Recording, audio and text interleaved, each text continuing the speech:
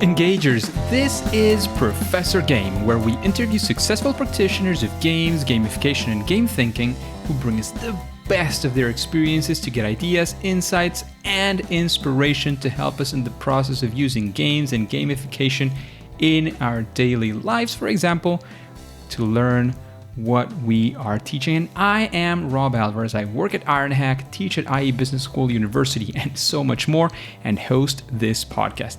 If you have an extra second, please go ahead and subscribe for free to our email list at professorgame.com/subscribe. Welcome, Engagers, to another episode of the Professor Game podcast, and we are with Milica today. But before we kick off, Milica, are you prepared to engage? Of course, can't wait. Let's do this because we have Milica Marjanovic. Am I saying that right? Yeah. Wow, I made it. Well done. Well done. Most people don't get it right from the first point, but well done. So she's a master psychologist and constructivist psychotherapist in education. She has 5 years of work experience in multinational companies in the role of HR consultant. She started her career in HR positions and focused in recruitment and selection, as well as professional assessment of candidates. She resulted this in specializing in assessing the development level and competencies and conducting assessment centers. And as a recruiter and later a consultant delivering career transition programs, she was able to collaborate and guide many candidates through their career change processes. Career transition programs, in particular, with personalized consulting support and intensive work due to process change and the new challenges that candidates faced.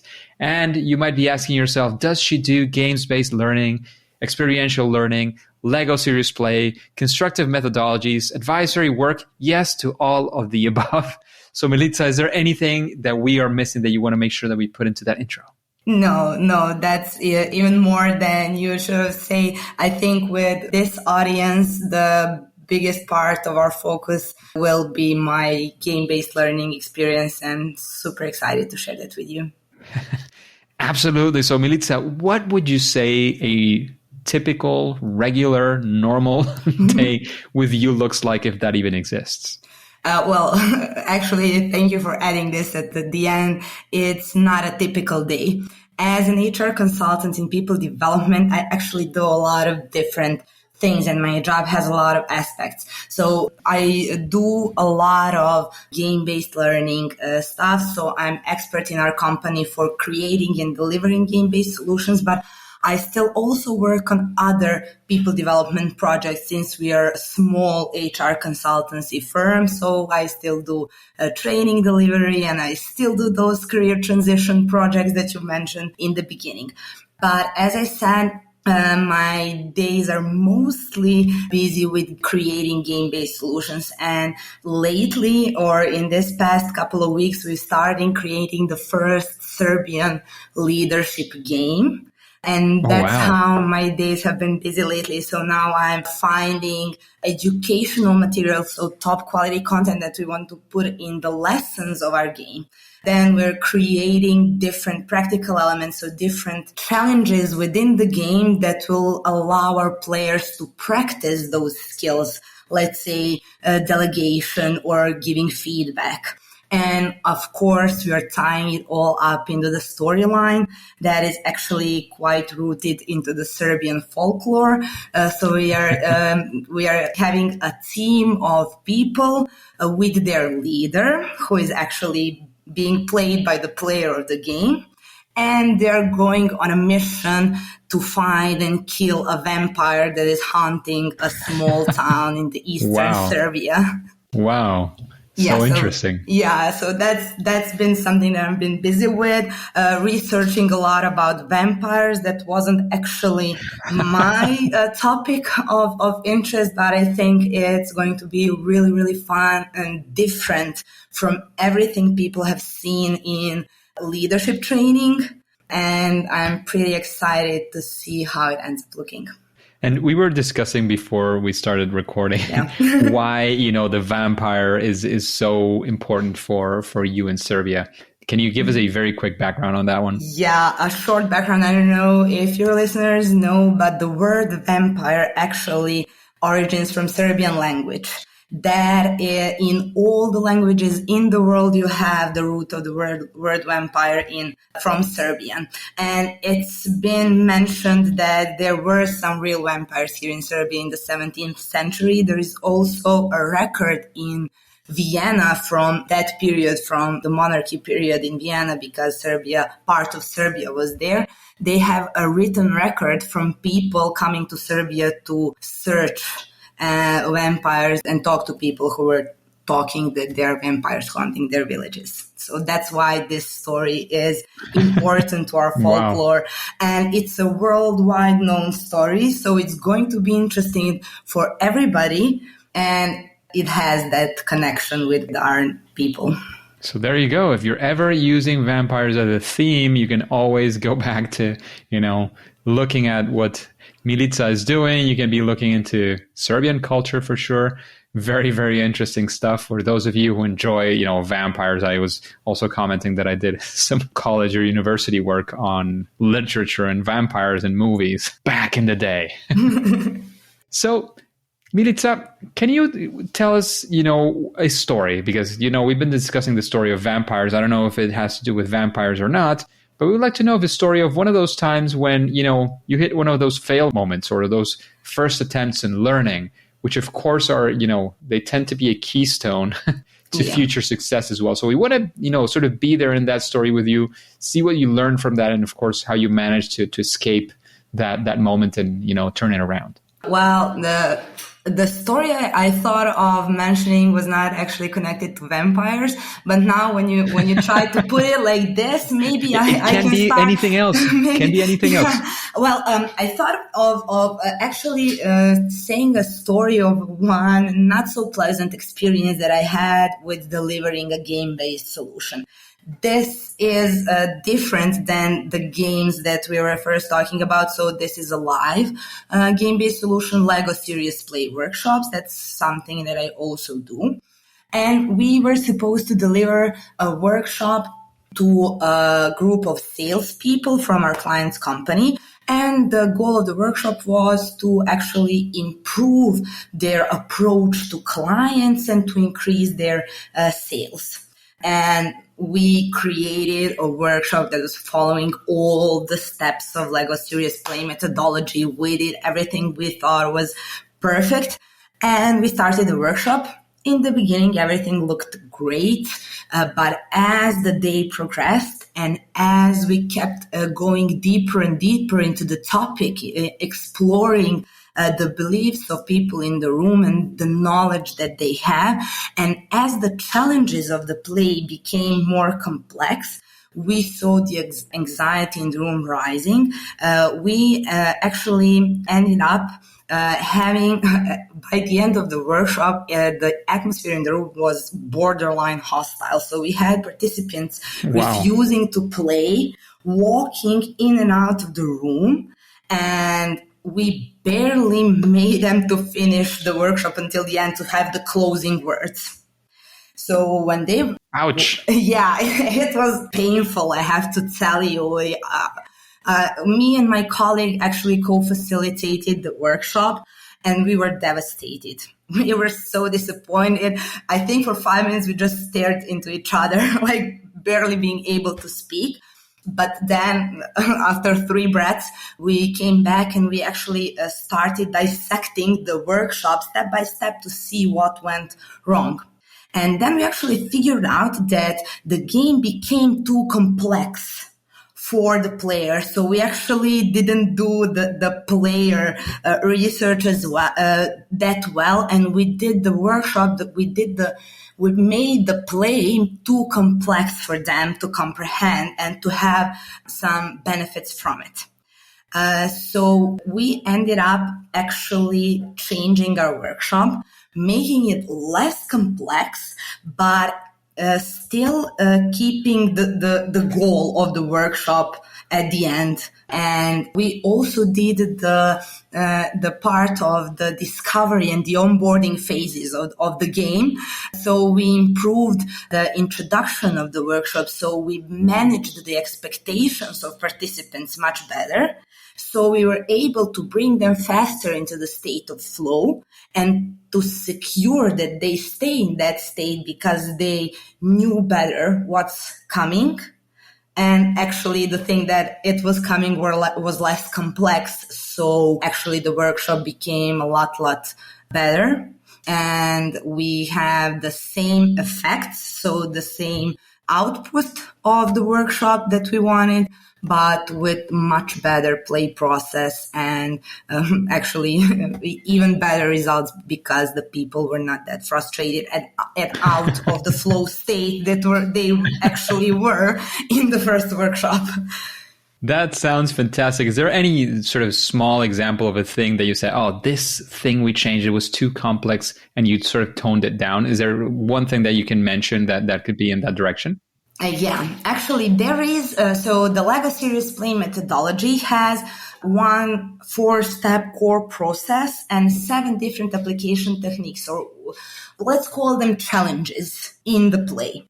And one of those challenges actually requires people to make connections between different models of Lego bricks that they made, to make some kind of a system of their thoughts and knowledge. And actually we understood that was the part that was too complex. They already set the stage. They put the models in relation to each other. And those connections were just too complex for them and they didn't serve the additional purpose. So we were able to continue with the workshop even without creating those connections. So we figured out that that's the part that was too complex. And we actually just discarded that one technique, that one challenge from the workshop. And that made everything better. That makes a lot of sense. And it seems, I wanted to pinpoint to an example because sometimes when we hear these things like, oh, well, we simplified. And there you can see exactly like one small thing that can make a change and make everything so much better for example, a Lego Serious Play workshop. And of course, experience, is always coming there. And experience comes in the form of failure. And that's okay. As you can see, Milica is still conducting these workshops better than before. And every time I'm sure there are small or great improvements along the way. And absolutely, right? Yeah. And I like to say that every mistake, if you know how to handle it, makes you better. So if we were trying to, blame it on the players, say that they weren't understanding the methodology or anything else, then we wouldn't improve. We would leave our workshop the same and we would say, okay, it's people's fault, it's the other people's fault. This is not the methodology for them. But we actually approached it from the other side. We discarded our ego and we were able to make it even better. Absolutely. That's what we are always aiming for, making things better. And that's part of the iteration. And it's definitely something we should always be aiming at. So Milica, let's turn it around and go actually for a success story. One time you faced a significant challenge and you said, look, I'm going to solve it using some form of gamification, Lego Serious Play, some playfulness here and there. And you actually managed. We want to be there and see some of the success factors as well. Well, this is actually not a singled out event. It's something that we incorporated and that we're doing now as a basis of previous experience. So as trainers, we actually figured out that not so rarely people end up leaving training and not implementing the skills and techniques that they've learned. So no matter how good the training was, not everybody will feel free to implement the new skills. And that's kind of logical. Change is hard and it takes practice to change, to learn something. And what we did is that here's where games come into action. We created something that we call blended solutions. So we still do the live training as we always did. And in our trainings, we use experiential learning methodology, as you mentioned in the beginning. So we design our trainings to give participants the opportunity to talk about their experiences, about their insights, and to learn new skills from us and to create new knowledge. And then we give them the game to play, the game that's connected to the learning material that they've passed through the training. And this gives them the opportunity to implement the newly learned skills, to practice and to form new patterns of behavior in a safe environment of game, while also receiving feedback on every decision that they make so they can improve their skills while practicing. And then this showed up to actually help them to facilitate the implementation of skills in the real world after the training. So that's how we create our trainings now for, let's say, all the live trainings that we have in our portfolio. We are connecting some game to give people the opportunity to implement new skills into their behavioral set before going out into the real world. And this makes it easier for them to change their behavior in the office later on. Bringing the actual practical aspect into the training, right? Yeah, in a safe environment. And in a fun environment of a game. And the games are designed like that. So they also have some bits and pieces of quality educational material. So they repeat what they've learned in the training in the other form of presentation. And then they practice everything in the simulation of the game. They receive feedback, they refine their skills, and then they go out in the world and use them. Very, very interesting and a very good approach to actually doing your games-based solutions. And is there a time in which you can, is there a specific training that you did this for, maybe the first time, how it went, that you can tell us a quick story on that? Yeah, we had a client that wanted to, let's say, train their employees in assertiveness. So we did a 6-hour live training of assertive communication. That's a training that we really like because it goes well with the name of our company, Assert International. So we did the live training. And after that, we gave our participants game on assertive communication called Christmas. They played a game for 3 weeks. They had a 3-week period, but actually they finished playing in the first couple of days. And then a month after that, we also had an implementation workshop with the people to check how the gameplay process went and how it helped them to easier implement the new skills in their everyday work. And the results were actually great. People were very satisfied with the program, and they actually, in the questionnaire that they filled, said that it helped them a lot to practice new skills before trying them out in the real world, not just in the office, but also with the people at home, with their family, with their wives especially. So we had a lot of examples like that. That sounds fantastic. That's great. So talking about that, because you were talking about changing the way you do things, would you say that there is some sort of process, some sort of series of steps that you follow when you're creating these kinds of learning experiences? Well, yes, depending on which methodology we use. With Lego Serious Play, it's actually a method for facilitation of communication, thinking, and decision-making processes. So it follows specific methodology. On the other hand, when we are creating these game simulations for teaching specific skills, then we use, so it's Game Learn's secret formula, a 3-part formula, because we also use their editor in creating our games. So we always look to have top quality and applicable content. And since we're a company of master psychologists, we know about research into soft skill training, and we actually have that top quality content. And then we use the editor to create simulations. And I've already explained the process of creating the storyline with the vampires in the beginning. So that's the process that we use. First, have the content that you want to teach to your players. Then figure out how are they going to practice those skills that you're going to teach them. Figure out what kind of feedback are you going to give them in those simulations, and then tie everything up with fun and interesting storyline that's going to be engaging to players. That's absolutely great. Just a quick break before we continue. Are you enjoying this podcast? If you're listening through a podcasting app, please subscribe and rate us on the app.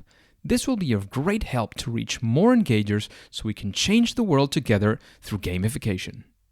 So Milica, what would you say is, when implementing using gamification, games-based learning, would you say there is some sort of best practice, something that, most projects would at least benefit from doing? They would be better projects if they do this sort of recommendation. Yeah, how we added value to Game Learn's portfolio, since we are Game Learn's distributors in this part of the world, we actually added the follow-up, the implementation sessions. So we leave our participants to have some time to use those skills in the real world. But after a month or a month and a half after finishing the program, we do the follow-up session. And we actually check with our players how have they been using the skills that they've learned through the game. What were some barriers in implementing those skills? How do they manage to overcome them? And what else can they do in order to better implement those skills? So I think that a follow-up meeting is very important for changing the behavior and actually facilitating the implementation of newly acquired skills. And also the efficiency measurements. So to measure the effects of your training solution, we use the Kirkpatrick model, and we are happy that GameLearn also uses it. But we try to go even to the fourth level with our clients when it's possible. There you go. Very, very important. That follow-up, that is very, very important. And do you use some form of games-based learning for that follow-up, or is it a bit more, let's call it formal? It's more a facilitation meeting, where we actually give people the word. We just ask them a couple of questions, and it's great because then they also hear each other's challenges and help each other in implementing new skills. So we make a community of players that later on help each other and point out when a certain skill can be used in the workplace. That is a very important part of gamification, games-based learning, is the community that can be created as well. Social interactions, all these things help a lot as well. Yeah. Oh, and the follow-up meeting and people talking about how they've passed certain challenges in the game. That's priceless. And also when we had our colleagues in-house testing GameLearn games, the talks within the office while they're playing, that's priceless. The learning that happens there when people ask each other, so how did you pass this? Why do you think this had to be done in the game? And they, let's say, repeat the feedback that they get in the game. And this actually helps them learn and acquire knowledge much faster and to retain it much longer. Absolutely, for sure. And what would you say in that same sense? You gave us a fantastic recommendation. Is there somebody that comes to your mind, somebody you've, either admired or somebody that you would think, oh, this person I would like to listen to the answer, his or her answers to the questions on a podcast like Professor Game? Well, actually, I had been a guest on one webinar that I've listened to one marvelous girl from Croatia doing some board games.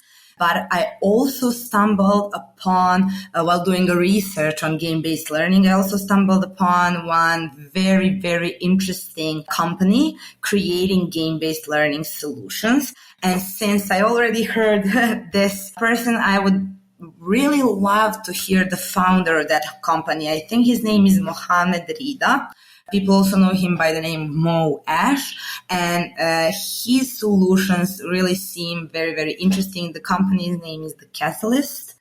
And maybe I haven't seen his name in your podcast, and I've actually looked through all your guests and everybody I found interesting, and I wanted to hear something from them. I already heard them in your podcast, and this is, I think, the only person I haven't heard of that I haven't heard them speak, and I would love to. So there's a lead for you. Thank you very much. That is very kind. Using that search function to find everybody that you would like to listen to, and actually having a good experience and saying, well, they're here, so I can listen to them as well. Yeah. Well, your podcast has helped me a lot in learning about game-based solutions. And the time that we met in Game Learn's webinar, I was so excited because both you and Professor Cap were somebody I've listened to and read about your work before going into this game-based learning practice. So I was really humbled to participate in a webinar by your side. Thank you very much. I'm really humbled to be here tonight as well. Thank you very much. Those are very kind words, and I take them to heart. So thank you as well for being here. We really appreciate you taking the time to be on the podcast and be sharing your experience with the engagers as well. And talking about sharing experiences, is there a book that you would recommend this audience, the audience of the engagers? Well, I already said something. So I said that Professor Karl Kapp was my idol starting off with gamification and game-based learning. So definitely his book, Play to Learn. So the full title is Play to Learn Everything You Need to Know About Designing Effective Learning Games. That's something that helped me a lot in the beginning, gave me a lot of information to start off. So I think that's a very, very quality reading. Absolutely fantastic book. Karl Kapp is definitely a top-notch writer and, guest and everything else that he does in the games-based learning and gamification space. So absolutely fantastic. And talking about the gamification space and games-based learning, what would you say in your case is your superpower? And remember, there's many heroes that fly, they all have the same superpower. It doesn't have to be unique. It's that thing that's, you do better at least than most other people. Well, I would say when it comes to creating game-based solutions, my superpower is a childlike spirit. I will always be a child in my soul, but that's connected with profound knowledge of psychology. So I think that's my superpower, having a childlike spirit in the brain of a psychologist. That sounds absolutely great. The mix sounds very, very fantastic. And yeah, it's fun being in my head sometimes. So talking about being a child and sometimes games are associated to childs. What would you say is your favorite game? Yeah, well, I still play a lot of Risk, and that's something that I've played throughout my entire life. So those strategic games I like. Also card games. So from the early age, I've played card games, and that's something that I actually connect a lot to my family experiences. So as a family, we like to sit down and play cards. And lately I've been playing Dixit a lot. So I love the storytelling part of that game. And I think it actually helps me in figuring out stories for my game-based solutions. It sounds great. And I used to love Risk, but playing other things, I don't know if Diplomacy was one of them. I don't know if I enjoyed it that much, but there's other games that as well incorporate the strategic part and have a lot less of, One of the things that I liked at that point, I was very, very young when I started playing, was that I could, play all night. Yeah. That was something I really liked. But now, being an adult, it's a little bit more difficult to find, time to play a full game of Risk. So there's other games like modern games right now that there's plenty of introducing that strategic element in shorter bursts, so to speak. You can play for an hour, 45 minutes, and still get all that same strategic element. So there's plenty to look at in there. But again, I have to confess, some people don't like it, but I am still a Risk lover. I just don't find the time to play it. Yeah, it's also a social thing. I don't know. We used to play it, our friends. So my friends and I had some roommates here who loved it. So it's kind of a social thing, and it brings nostalgia. So it's always the same people who play Risk in my case. So it's kind of a hanging out thing for us. And I think it's going to remain like that at least until all of us get kids. Now we have one friend that has a kid, and for him it's hard to participate sometimes, but I think until that happens, we will play Risk. Well, the kids will also start to grow a little bit, and after some time they can go to sleep as well, and you can still play after they stop Risk eating game. the parts of the game. Yeah, absolutely. No, and again, you're relating this, it comes back to a conversation of, also introducing the social element into the learning. Here, one of the things that you definitely relate to is that nostalgia and that social element that you associate with a specific game. So we're seeing this live, engagers, how, nostalgia and social interactions can help us be engaged with something. Of course. So, Milica, thank you again very much for participating with us today. Are there any final pieces of advice you want to leave us with? Any, final words? Please, of course, do let us know where we can find more about your work and the work that you're doing before we say that it's game over. Well, the final word of advice for everybody is to try out the game-based solutions, but do your research and look for the great ones, because the first experience usually makes it or breaks it. And when you try the right one, you will be hooked.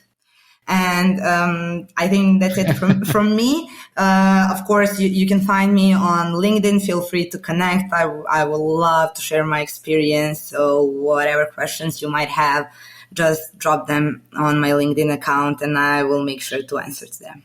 That sounds fantastic. So thank you once again very much for sharing all this time. If you can't, Milica, it's written Milica. That's how you'll find it in the Professor Game page. You'll find there all of the links, everything that we've discussed. You'll have a summary right there of especially all the links that you will have. All of the advice, you'll find it there as well. So thanks again, Milica, for being with us, for sharing your knowledge, your experience. However, at least for now and for today, it is time to say that it's game over. Hey, Engagers, thank you for listening to Professor Game Podcast, and I hope you enjoyed our interview with Milica. And I have a question for you. Do you have a question that you would like to ask future guests? Anything that's on your mind, any doubts, any insecurities as well that you would like to ask about, to see how they overcame it, any game strategies you want to run through our guests? I don't know. Any questions that you have for guests, anything that you want, you can go to professorgame.com/question to ask that burning question that you have. And if it is selected, it will come up in a future episode and you will get your answer live in an episode of Professor Game Podcast. And remember, before you go on to your next mission, remember to subscribe or follow absolutely for free using your favorite podcast app so that you can listen to the next episode of Professor Game. See you there.